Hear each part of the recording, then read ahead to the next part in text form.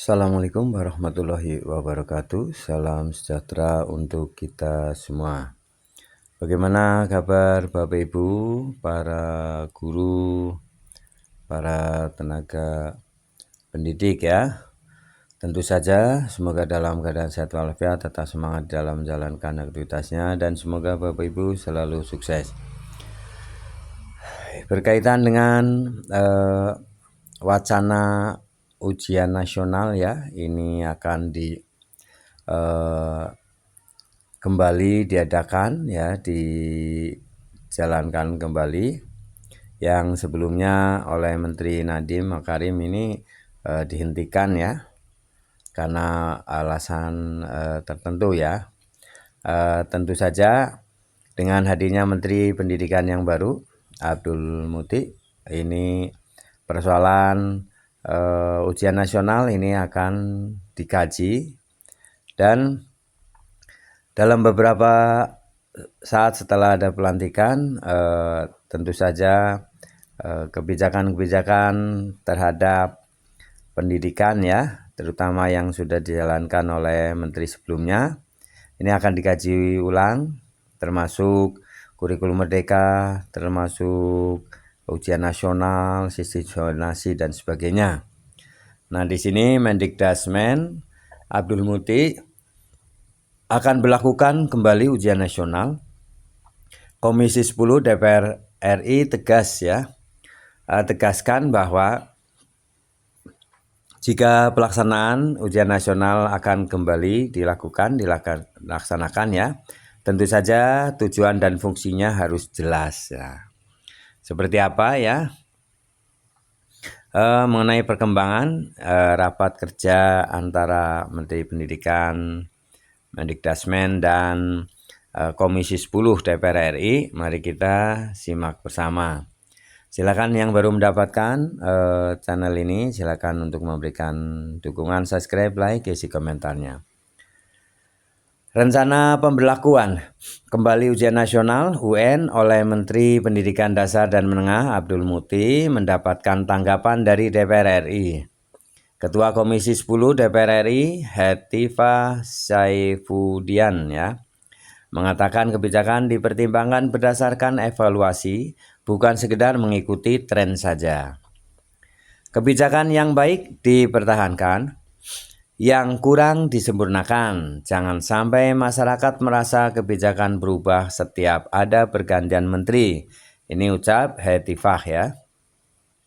Menurut Hetifah, apabila ujian nasional akan kembali diadakan, tujuan dan fungsinya harus jelas. Apa ya?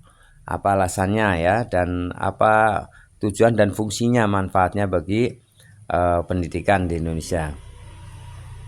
Sebenarnya ujian nasional itu juga mungkin kita harus pertimbangkan apakah menjadi penentu kelulusan atau UN ujian nasional sebagai data dan informasi bagaimana peta kondisi pendidikan kita secara nasional atau menyeluruh. Kata Hetifah di Jakarta ya. Politikus Partai Golkar itu mengungkapkan bahwa ujian nasional sebelumnya dihapus karena adanya masukan terkait beberapa masalah. Nah, dulu itu ujian nasional dihapus ya sejak zaman Menteri Pendidikan Nadiem Makarim ya, Nadiem Makarim. Karena ada beberapa masalah ya, waktu itu antara lain alasannya adalah, pertama, menurutnya ujian nasional seringkali membuat siswa dan pihak sekolah ketakutan apabila mendapat nilai atau peringkat yang buruk. Nah, ini ya. Dulu itu alasan pertama itu adanya ketakutan siswa dan pihak sekolah ya, maupun orang tua ya, bila mendapatkan nilai yang buruk ya. Yang kedua, banyak terjadi kecurangan di dalam penyelenggaraan UN. Ini ada bocoran jawaban, ada kebocoran soal ya. UN yang telah dilaksanakan itu terjadi beberapa kecurangan, baik yang dilakukan oleh siswa maupun oleh pihak sekolah. Kalau dulu kan sekolah takut ya kalau UN-nya jelek karena nanti dia tidak diberikan insentif. Ucap Hetifah. Meski demikian, ia mengatakan Komisi 10 terbuka ya pada setiap perubahan yang akan dilakukan ke depannya. Menurut anggota DPR, Dapil Kalimantan Timur ini, saat ini Kementerian Pendidikan perlu memiliki data nasional yang menunjukkan kemampuan siswa dari setiap daerah. Perlu data untuk bisa membandingkan kondisi dan hasil belajar atau pendidikan dari satu daerah dengan daerah lain, dari satu sekolah dengan sekolah lain, dari satu golongan ekonomi dengan yang lainnya. Terkait dengan dipecahnya Kemendikbudristek menjadi 3 kementerian, pihaknya menekankan pada efisiensi anggaran terkait pemisahan pada setiap kementerian itu. Kami berharap perubahan ini dapat mempercepat proses pengambilan keputusan dan membuat alokasi anggaran lebih efektif, ujar Hetifah. Menurutnya, pertimbangan itu diusulkan guna menegaskan agar anggaran kementerian tahun 2025 tidak tergerus untuk pengelolaan tambahan operasional akibat pemisahan kementerian. Ia ingin anggaran Kementerian Pendidikan tetap bisa fokus untuk program prioritas masyarakat.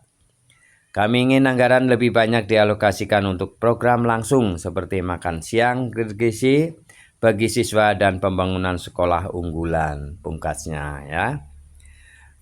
Baik Bapak Ibu Guru ya, terima kasih telah menyimak video ini hingga selesai. Semoga bermanfaat. Semoga kebijakan-kebijakan yang telah diprogramkan ya oleh Menteri baru Mendikdasmen akan membawa dampak positif kepada peningkatan kualitas pendidikan di Indonesia. Dan semoga ini juga saran dari Komisi 10 ya DPR RI yang membidangi pendidikan.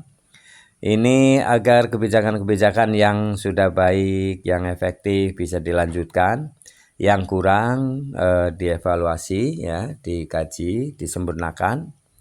Dan bila mana ada yang baru-baru ya, program baru juga perlu dievaluasi, dikaji agar sasarannya tepatnya itu kepada siswa ya.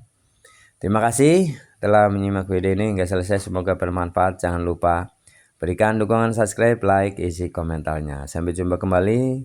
Assalamualaikum warahmatullahi wabarakatuh.